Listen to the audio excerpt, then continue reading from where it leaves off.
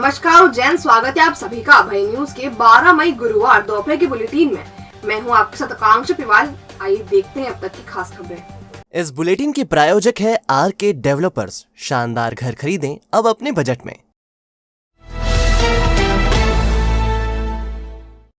चिमनगंज थाने के वीरनगर कॉलोनी में रहने वाले एक टेलर ने अपनी ही पत्नी की गला दबाकर हत्या कर दी और बेटे को फोन लगाकर बोला कि मैंने तेरी माँ को मार दिया है, चाबी खिड़की के पास रखी है।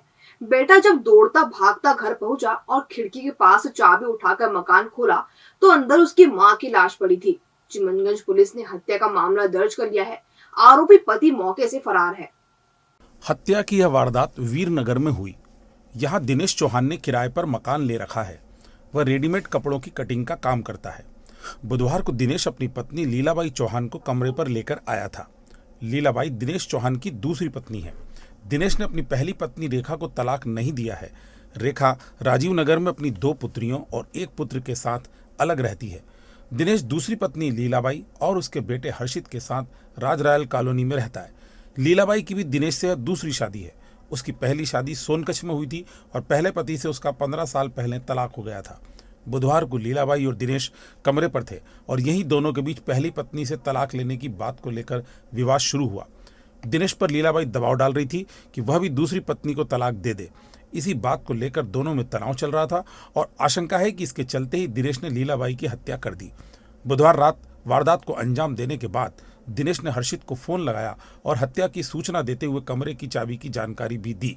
हर्षित मौके पर पहुंचा तो उसे कमरे में मां की लाश मिली। वहां मां को लेकर अस्पताल पहुंचा, लेकिन चिकित्सकों ने उसे मृत घोषित कर दिया। इसके बाद उसने पुलिस को सूचना दी। मौके पर चिमनगंज थाना पुलिस और एफएसएल टीम भी पहुंची। हत्या करने के बाद दिनेश फरार हो गया है। एफएसएल अधिकारी प्रीति गायकवाड़ ने बताया कि महिला के शरीर में चोट के निशान मिले हैं। प्रथम दृष्टया गला दबाकर हत्या करने की बात सामने आ रही है। विस्तृत जानकारी पीएम के बाद ही सामने आएगी। रूम पे चले जा, तेरी चाबी खिड़की में रखी है और तेरी मम्मी की लाश अंदर है, जाके तू देख ले। सर ये बात मुझे बोली और मेरी दीदी को भी बोली यह बात। और सर मैंने जाके देखा और उन्हें रिटर्न कॉल किया तो सर उनका फ़ोन बंद आ रहा था और सर वो वहाँ से भाग गए। अभी पुलिस कार्रवाई कर रही है। सर क्या कारण रहा होगा? सर मेरी मम्मी मेरे पापा की सेकंड वाइफ थी और सर फर्स्ट वाइफ से उन्होंने डिवोर्स नहीं किया था। सर इसी बात को लेकर सर बात होती थी। जब भी मम्मी उन्हें डिवोर्स देने का कहती थी या कहती थी मुझे डिवोर्स दे दो या उससे डिवोर्स दे दो, तो पापा झगड़ा करते थे। और सर इसी बीच झगड़े के बीच सर 1 साल पहले भी ऐसा हुआ था। तो सर पहले भी सर जानलेवा हमला कर चुके हैं। तो पहले भी सर मेरे पापा ने मम्मी को ईंट से मारा था सिर में, तो 24 से 25 टाके आए थे। सर राज रॉयल कॉलोनी के रहने वाली लीला चौहान कल अपने पति दिनेश चौहान के साथ में अपने टेलरिंग का काम करने वाले किराए वाले मकान पर आए थे। यहाँ पर पति पत्नी का किसी बात को लेकर तनाव हुआ और पति ने उनकी गला दबाकर हत्या कर दी और घर का ताला लगाकर भाग गया। हर्षित की रिपोर्ट पर से हमने दिनेश चौहान के खिलाफ में हत्या का प्रकरण दर्ज कर लिया है। दिनेश चौहान घटना के पश्चात से फरार है, जिसकी तलाश की जा रही है। एफएसएल की टीम के द्वारा आज घटना स्थल का निरीक्षण किया गया है और आवश्यक निर्देश हम लोगों को दिए गए हैं और हम लोगों ने कई सारे एविडेंस जो घटना से संबंधित हैं उनको जब्त भी किया है।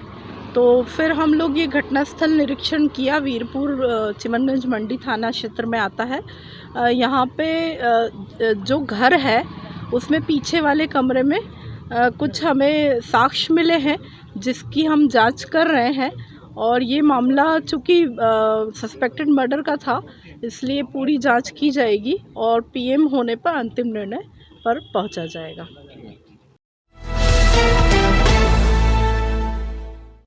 कांग्रेस की छात्र इकाई भारतीय राष्ट्रीय छात्र संगठन यानी एनएसयूआई में अध्यक्ष का पद रुपया लेकर बेचा जा रहा है। संगठन के नए प्रदेशाध्यक्ष आशुतोष चौकसी की ऑडियो चिट एवं व्हाट्सएप मैसेज सोशल मीडिया पर वायरल हो रहा है।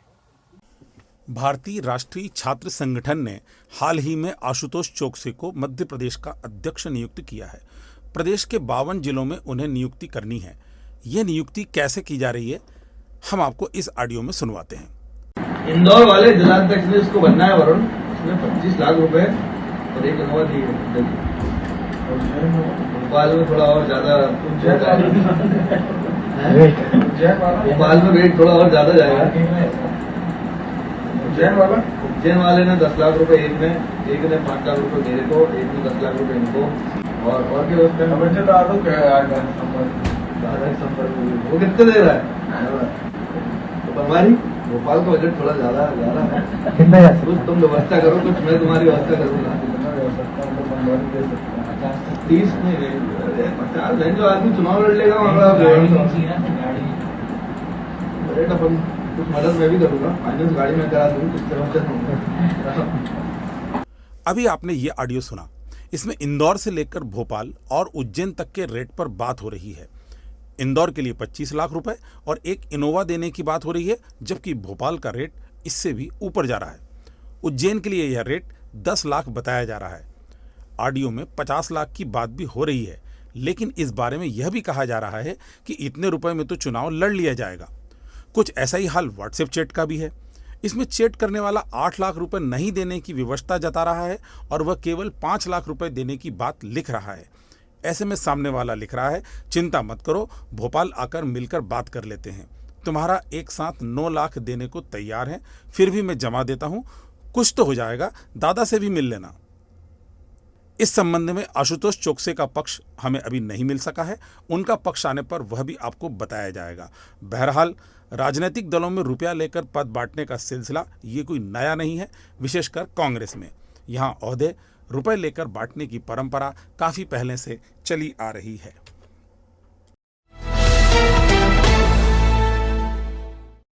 श्री महाकालेश्वर मंदिर में सामग्री सप्लाई, एसी सप्लाई के नाम पर ठगी करने वाले सेठी नगर के आयुष शर्मा को पुलिस ने गिरफ्तार कर लिया है। वह अब तक कई लोगों को महाकाल का पंडित बनकर चूना लगा चुका है। उसने पीटीएस में फर्नीचर सप्लाई करने का ठेका दिलाने के नाम पर भी ठगी की थी। करीब 15 दिन पहले श्री महाकालेश्वर मंदिर में लड्डू प्रसाद में लगने वाली खाद्य सामग्री और एसी सप्लाई के नाम पर व्यापारियों के साथ ऑनलाइन ठगी करने की वारदात हुई थी। कॉल करने वाले ने खुद को श्री महाकालेश्वर मंदिर का पुजारी बताते हुए खाद्य सामग्री और एसी सप्लाई का टेंडर दिलाने के नाम पर खाते में रुपए ट्रांसफर करवा लिए थे। फ्रीगंज के अरिहंत ट्रेडर्स के व्यापारी विजय जैन भी ठगी का शिकार हुए थे। उनसे 96,000 रुपए की ठगी की गई थी। जांच के बाद पुलिस ने इस मामले में सेठी नगर निवासी आयुष शर्मा को उठाया है। उसने श्री महाकालेश्वर मंदिर के नाम पर और पीटीएस में फर्नीचर सप्लाई करने के नाम पर ठगी की वारदात को अंजाम दिया है। शर्मा उज्जैन का है और उसे श्री महाकालेश्वर मंदिर की पूरी जानकारी है। ऐसे में वह मंदिर के 2 चर्चित पुजारी आशीष गुरु और रमन गुरु का नाम लेकर सामने वाले को टेंडर दिलाने का झांसा देकर अपने खाते में रुपए ट्रांसफर करवा लेता है। ऐसी ही ठगी उसने विश्वकर्मा फर्नीचर के सोनू विश्वकर्मा से भी की थी। सोनू को उसने पुलिस ट्रेनिंग सेंटर में 215 पलंग सप्लाई करने का झांसा देकर 22,000 रुपए ट्रांसफर करवा लिए थे। बहरहाल टेंडर के नाम पर धोखाधड़ी करने वाला ये जालसाज अब पुलिस हिरासत में है और पुलिस पूजा कर उसके और भी वारदातों का पता लगा रही है। Glamour beauty salon cosmetic and jewellery, जहां आप पाएंगे प्रोफेशनल फीमेल आर्टिस्ट द्वारा party makeup, bridal makeup, facial, manicure, pedicure, hair treatment, skin treatment, साथ ही ब्रांडेड कॉस्मेटिक और ज्वेलरी न्यूनतम शुल्क पर। पार्लर ट्रेनिंग और परफेक्ट होने पर जॉब की भी guarantee. Opening offer keratin hair spa, cosmetics और ज्वेलरी पर 40% की छूट। तो आज ही विजिट करें अब नए स्वरूप में। हमारा नया पता 93 गोंदा चौकी, गुरु मंदिर के पास, उज्जैन। बोरखेड़ा के पितरावन में पति पत्नी के बीच झगड़ा इतना बढ़ गया कि पत्नी ने जहर खाकर अपनी जान दे दी। महिला के परिजनों की मौजूदगी में पंचनामा बनाकर पीएम किया गया। हालांकि मायके वालों ने ससुराल वालों पर एबॉर्शन करवाने का आरोप लगाया है। दरअसल बोरखेड़ा पितरावन के रहने वाले तूफान सिंह की शादी कविता से हुई है। दोनों में यूं तो प्रेम रहता है, लेकिन 7 मई की शाम इनके बीच किसी बात को लेकर झगड़ा हो गया। इसके चलते कविता ने जहरीला पदार्थ खा लिया। परिजन उसे उपचार के लिए जेके नर्सिंग होम लेकर आए। यहाँ बुधवार रात उसकी मौत हो गई। अब चूंकि कविता की शादी के 3 साल ही हुए थे, ऐसे में शव का पीएम पंचनामा बनाकर कराया गया। नायब तहसीलदार प्रियंका मिमरोट ने बताया कि महिला गर्भवती थी, इसलिए पंचनामा कराया गया है। कविता के भाई दरबार खींची ने बताया कि पति पत्नी के बीच विवाद हुआ और उसके बाद कविता ने जहर खाने की धमकी दी और जहर खा लिया। भाई के मुताबिक ससुराल वालों ने एबॉर्शन कराया, इसी वजह से मौत हुई है। वो पति पत्नी दोनों अंतरालिया मान खाने गए थे और वहाँ से घर पे आए। घर पे आके दोनों में झगड़ा हुआ। झगड़ा होने पे उसके पति ने मारपीट की। उसके साथ मारपीट करके उसने अपनी सिस्टर ने जहर खा लिया और वो पति को धमकी दी। पहले तो धमकी देने के बाद बोला उसने पति और दोनों पति ने मिलके उसको जहर खिला दिया। मेरे कविता पति तूफान है, इनका लाश पंचनामा मैंने बनाया, बॉडी को देखा है बंटू के साथ में।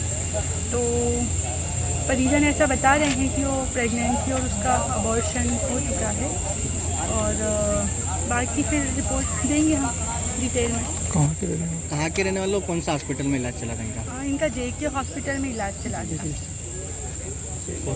जी।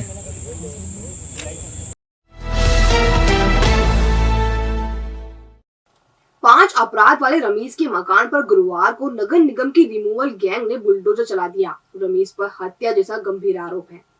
माफिया की कमर तोड़ने के लिए पुलिस, प्रशासन और नगर निगम का अभियान लगातार जारी है। इसी कड़ी में गुरुवार को जीवाजीगंज थाना क्षेत्र में कार्रवाई की गई। क्षेत्र के आदतन बदमाश रमीज के मकान पर बुलडोजर चलाया गया। यह मकान नियम विरुद्ध बना था और नगर निगम ने नोटिस भी जारी किया था। सुबह जल्दी ही पुलिस, प्रशासन और नगर निगम के अधिकारी मौके पर पहुंचे और मकान गिराने की कार्रवाई शुरू कर दी। 2 घंटे में मकान पूरा ढहा दिया गया। CSP अश्विनी नेगी ने बताया कि रमीज पर 5 अपराध दर्ज हैं। उस पर हत्या जैसा गंभीर मामला भी है। उसने नियम विरुद्ध मकान बना रखा था, उसे गिरा दिया गया है।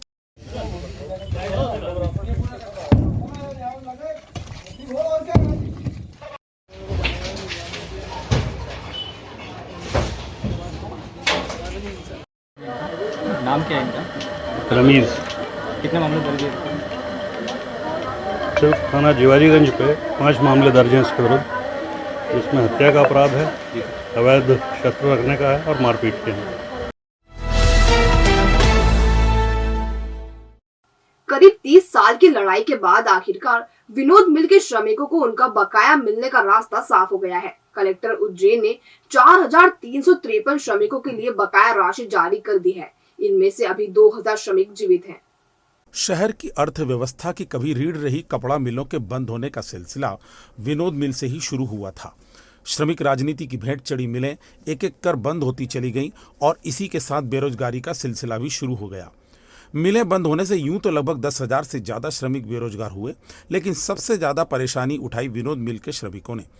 निजी मिल होने से श्रमिकों की बकाया राशि सालों तक अटकी रही और इसके लिए उन्हें एक लंबी लड़ाई लड़ना पड़ी। सुप्रीम कोर्ट के फैसले के बाद रुपया मिलने का रास्ता साफ हुआ, लेकिन राशि जमा नहीं कराने से श्रमिकों को फायदा नहीं मिल पाया था। इस बीच कई श्रमिक दुनिया छोड़कर चले गए। अब सुप्रीम कोर्ट के आदेश पर कलेक्टर ने कोर्ट में 89 करोड़ रुपए जमा कराए हैं। अब इस राशि का वितरण श्रमिकों को किया जाएगा। जिस समय मिल बंद हुई, विनोद मिल में 4000 से ज्यादा श्रमिक थे। इनके या इनके परिचितों को 2 से 4 लाख रुपए की राशि मिलेगी। श्रमिक नेता ने बताया कि जल्दी ही राशि का वितरण कागजात देखकर शुरू किया जाएगा। जिला कलेक्टर द्वारा 89 करोड़ 1 लाख रुपए कल हाईकोर्ट में जमा कर दिया है, इंदौर हाईकोर्ट में। अब वो कोर्टों की छुट्टी आ रही है तो हमारी अर्जी कल लग जाएगी उसको ट्रांसफर कराने के लिए। पैसे को जो है परिसमापक में ट्रांसफर करा के और लोगों के हिसाब बना के उनके कागज सबके यहाँ जमा करके सत्यापन करके उनके भुगतान की कार्रवाई चालू करवाई जाएगी। तो आपने देखा अभय न्यूज का आज का बुलेटिन। अगर खबरों को लेकर आपके पास कोई फीडबैक हो तो हम तक जरूर पहुंचाएं। कल फिर मिलेंगे नए बुलेटिन के साथ। नमस्कार।